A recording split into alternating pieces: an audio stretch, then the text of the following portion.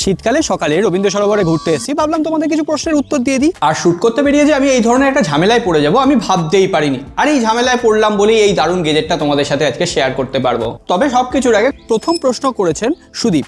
I am regular viewer and I really appreciate your views. I am getting X200 FE 512GB at 49K, একদম best deal. আর 512GB নেওয়াই উচিত, কারণ যখন X200 FE দিয়ে তোমরা কোনো ছবি তুলবে না, প্রায় দেখবে 15-16 MB করে এক একটা ছবির সাইজ হয়ে গেছে। তো তোমরা 50,000 পেলে অবশ্যই নিয়ে নাও, ওর থেকে বেটার ডিল ক্যামেরার ক্ষেত্রে আর কিছু হতে পারে না। পরের বন্ধু পরিমল সরকার, iPhone 11 Pro Max 512GB 23,000 টাকায়। শুনতে খুবই লোভনীয় লাগলেও একটা প্রবলেম তোমরা ফেস করবে, আইফোন 11 বা 12 সিরিজ, সরি 12 সিরিজে তো 5G আছে, 11 সিরিজে না 5Gর অপশান নেই। তখন মনে হবে যে আমরা নেটওয়ার্ক পাচ্ছি না, ঠিকঠাক ইন্টারনেট ইউজ করতে পারছি না। তাই জন্য আইফোন 12 সিরিজের পর থেকে যদি কম দামে কোনো আইফোন পাও, সেটাকে কনসিডার করা গেলেও আইফোন 11 সিরিজকে একদমই নয়। তারপরের বন্ধু কমেন্ট করেছেন অয়ন সাহু, দাদা প্লিজ রিপ্লাই দেবেন, Samsung Galaxy A55 versus T4 Pro কোনটা ঠিক হবে? আমি হলে পার্সোনালি ভিভো T4 Pro কিনতাম, কারণ আমি পারফরমেন্স বেটার চাই, যাতে চাই যে ফ্লুয়েন্টলি অ্যাপ্লিকেশনগুলো ইউজ করা যাক। কিন্তু A55ও যথেষ্ট ভালো অপশান, যারা বেশি হেভি অ্যাপ্লিকেশন ইউজ করবে না, মেনলি তারা ক্যামেরার জন্য স্মার্টফোন খুঁজছে, বেটার ইউআই এক্সপিরিয়েন্স চাইছে, এআই ফিচার বেশি চাইছে, তাদের জন্য স্যামসাং গ্যালাক্সি A55 আজকের দিনে কিন্তু বেটার ডিল। পরের কমেন্টে যাচ্ছি, তার আগে আমার নিজের পরিচয়টা দিয়ে দিই। আমি প্রিয়তোষ, তোমাদের করা কোশ্চেনগুলোর উত্তর নিয়ে হাজির হয়ে গেছি। আর হ্যাঁ, তোমরা যদি এখনও আমাদের চ্যানেলের মেম্বার না হও, তাহলে অবশ্যই সাবস্ক্রাইব করে ঘন্টিটা বাজিয়ে রাখো বস, কারণ প্রত্যেক সপ্তাহে এই ধরনের আকর্ষণীয় টেক কিউএনএ আসছে।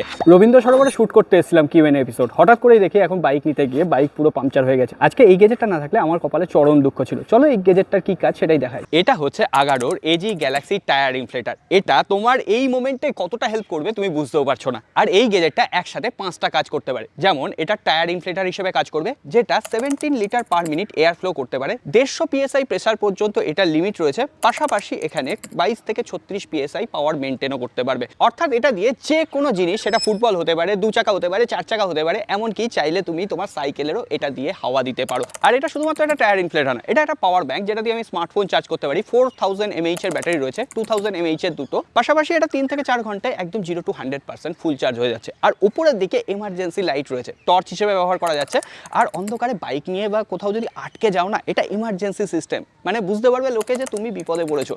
তো এই গেজেটটা আমার কাছে খুবই হ্যান্ডি মনে হয়েছে। পাশাপাশি এর পোর্টেবল ডিজাইন, বক্সে সমস্ত ইকুইপমেন্ট থাকার পাশাপাশি বিভিন্ন ধরনের নজেল রয়েছে। আর পাশাপাশি এটাকে ক্যারি করার জন্য একটা ব্যাগও দেওয়া হয়েছে, পুরো ভ্যালু ফর মানি প্রোডাক্ট যাকে বলে। আমার এই সিচুয়েশনে দেখো আজকে এই প্রোডাক্টটাই আমাকে সব থেকে আগে বাঁচিয়ে দিল। তাহলে এর পরের বন্ধু নিক, দাদা আমি বাংলাদেশ থেকে আপনার রেগুলার ভিডিও দেখি, কোশ্চেন করি কিন্তু অ্যান্সার দেন না। আমার নাম বিশাল। আমার কোশ্চেনটা হলো, মোটো H60 Pro ফগ ইস্যু কি এখনও আছে? না, মোটো H60 Pro এর এখন কোনো ফগ ইস্যু নেই। আর H60 Pro মোটামুটি এখন 26-27 হাজার টাকায় পাওয়া যাচ্ছে।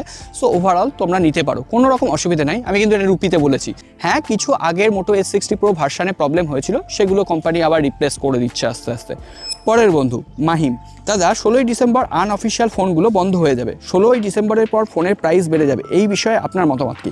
16ই ডিসেম্বরের পর নয়, অলরেডি ফোনের দাম বাড়া শুরু হয়ে গেছে। তার 3টে কারণ রয়েছে।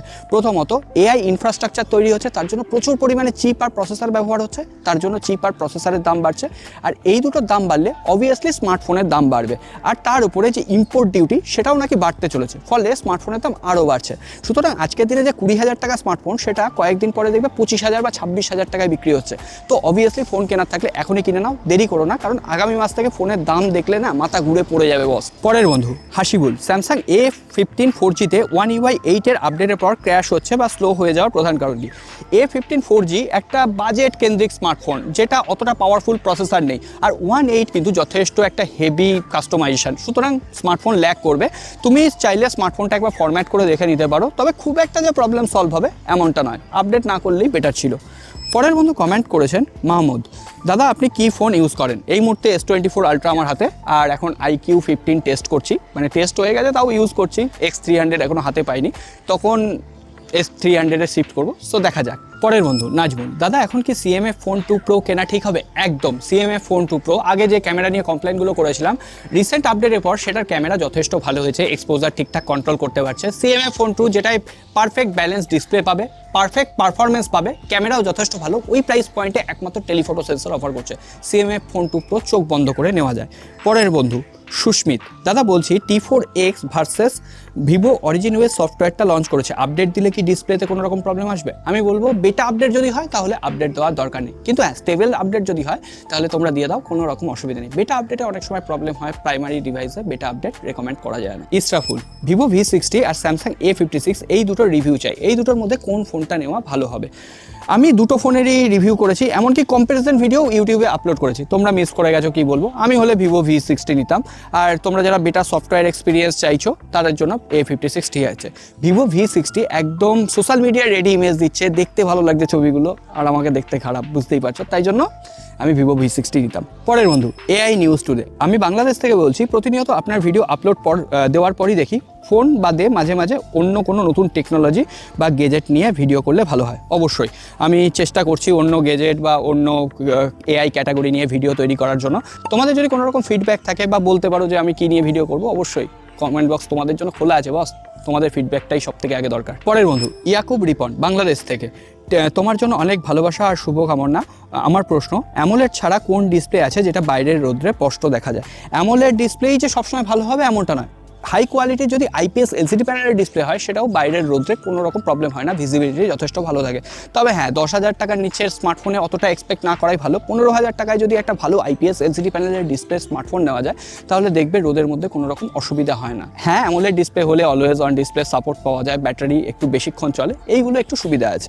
MD রিডিয়ন, এই সময় এসে S24 Plus নেওয়াটা ভালো হবে নাকি S25 FE নেওয়াটা বুদ্ধিমানের কাজ? আমি হলে S24 Plus নিতাম না, আজকের দিনে S24 যেটা কোয়ালকম স্ন্যাপড্রাগন ভ্যারিয়েন্ট ওইটা নিতাম, ওইটা হচ্ছে আজকের দিনে super value for money device. So আজকে এত ঝামেলার পর Q&A এপিসোড আর ওখানে শেষ করতে পারিনি, তাহলে আরও কয়েকজন বন্ধুর প্রশ্ন নেওয়া বাকি আছে, সেটাই আসি। প্রতিম দাদা, মোটো G86 পাওয়ার ভার্সেস রিয়েলমি P4 কে বেশি ভালো অলরাউন্ড পারফরমেন্স হিসেবে? রিয়েলমি P4 তোমরা নিতে পারো, মোটোরোলা G86ও ক্যামেরার দিক থেকে ভালো। পারফরমেন্স যদি বেস্ট চাও রিয়েলমি P4, না হলে তোমরা যদি ক্যামেরা বেস্ট চাও এখানে মোটোরোলা G86 পাওয়ার। আমাদের গ্রুপের মেম্বার কাজী তানভীর সাহেব, Vivo X200 Pro, iPhone 15 Pro Max নিজের জন্য হলে কোনটা নেবে? আমি নিজের জন্য হলে ভিভো X200 Pro নিতাম, কারণ আমি আইফোনকে পছন্দ করি না এমন নয়, তবে তার স্টেবিলিটির জন্য, সফটওয়্যার অপটিমাইজেশনের জন্য। কারণ আইফোনের ক্যামেরার থেকে যদি আমি ফটোগ্রাফির কথা বলি ভিভো X200 Pro অনেকটা এগিয়ে আছে। তবে হ্যাঁ, ভিডিওগ্রাফির জন্য যদি কেউ স্মার্টফোন কেনে, ভাবে প্রফেশনাল ভিডিও শ্যুট করব কন্টেন্টের জন্য, তাহলে সেক্ষেত্রে iPhone 15 Pro Max better option হবে। ভিডিও স্টেবিলিটি আইফোনের আজকের দিনে দাঁড়িয়েও বেটার। পরের বন্ধু অভিজিৎ, হঠাৎ করে স্মার্টফোনের দাম এত বৃদ্ধি পেয়ে যাওয়ার কারণ কি? বাজেট ফোনের দাম এমন হয়েছে যে এখন ভ্যালু ফর মানি হচ্ছে না, আদৌ কি ভবিষ্যতে দাম কমার সম্ভাবনা আছে? আমি এটার উত্তর অলরেডি দিয়ে দিয়েছি, ভবিষ্যতে দাম কমার তো সম্ভাবনা নেই, উল্টে 10 থেকে 12%, এমনকি কোথাও কোথাও দেখবে 20% পর্যন্ত ফ্ল্যাগশিপ লেভেলের ফোনের ক্ষেত্রে যে প্রাইস হাইক হয়েছে। তবে আমাদেরও তো একটু ফ্যান ফলোয়ার হাইক করতে হবে বস, তার জন্য দেখো নিচে সাবস্ক্রাইব বাটনটা আছে, অবশ্যই প্রেস করো আর ঘন্টিটা বাজিয়ে রাখো, ঘন্টি না বাজালে না এই ধরনের ইনফরমেশনগুলো তোমাদের কাছ থেকে মিস হয়ে যাবে। চলো পরের Q&Aতে আরও অনেক বন্ধুর প্রশ্নের উত্তর দেওয়ার চেষ্টা করব। আজকে অনেক বন্ধু বাদ পড়ে গেছে, তাদের কাছে ক্ষমা চাইছি, অবশ্যই আমি কমেন্ট বক্সে রিপ্লাই দিয়ে দেবো। সকলে ভালো থেকো, সুস্থ থেকো, দেখা হবে আগামী পর্বে।